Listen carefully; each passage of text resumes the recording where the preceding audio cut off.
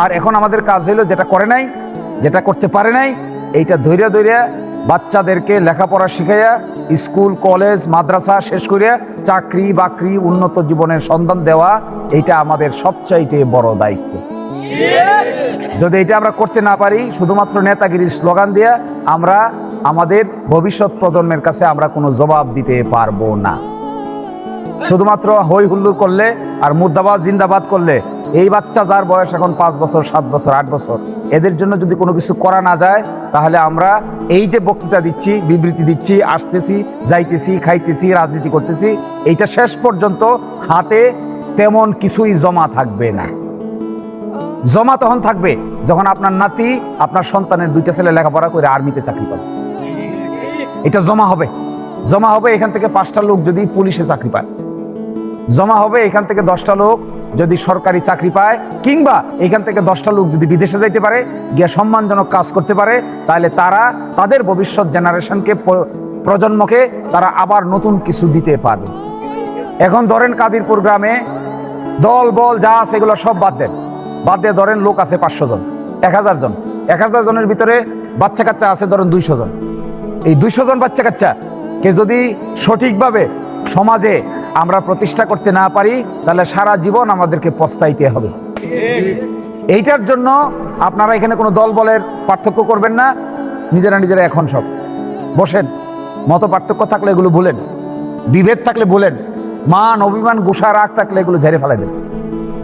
সময় আসছে, সময়ের মূল্য যে দিতে পারবে না, সময় তারে কোনোদিন ক্ষমা করবে না। সময় আর নদীর স্রোত কারোর জন্য অপেক্ষা করে না। নদীর স্রোত, আপনি নৌকা বাইলেও নদীর স্রোত হবে, আপনি নৌকা না বাইলেও নদীর স্রোত হবে। এবং বাকিটা যদি নদীর স্রোত দেখে আমি নৌকা বাবা বন্ধ করে দেই, তাহলে কোনোদিনই নদীর স্রোতের সাথে আমরা নৌকা বেয়ে শেষ পর্যন্ত নদীর ওই পারে পৌঁছতে পারবো না। খুব কঠিন কিন্তু কথা যা বলতেছি, যদি না বুঝতে পারেন তাহলে ভবিষ্যৎ আরো অন্ধকার। সময় আসছে সময়কে কাজে লাগানো, সময়ের গলা টিপে ধরতে হয়। সময় এমন এক জিনিস, এটা যদি আপনি কাজে লাগাইতে না পারেন, এটা অটোমেটিক চলে যাবে, চোখের সামনে দিয়ে চলে যাবে। দেখতে দেখতে 1 বছর 2 বছর 5 বছর চলে যায় না? যারা এটা ধরতে পারে তারা বিজয়ী হয়, যারা এটা ধরতে পারে না তারা পরাজিত হয়। তো এখন তোমরা আমরা মিলে, সকলে মিলে আমাদের কাজ হইল আমাদের এই সময়টাকে এমন করে ধারণ করা যেন আমাদের ভবিষ্যৎ প্রজন্ম একটা সুনিশ্চিত ভবিষ্যতের দিকে আস্তে আস্তে এগিয়ে যেতে পারে। ভুল একবার করলে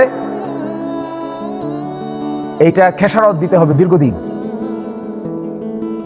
আর সময়ের কাজ সময়ে না করলে, পরবর্তীতে চিৎকার করলে কোনো লাভ হবে না।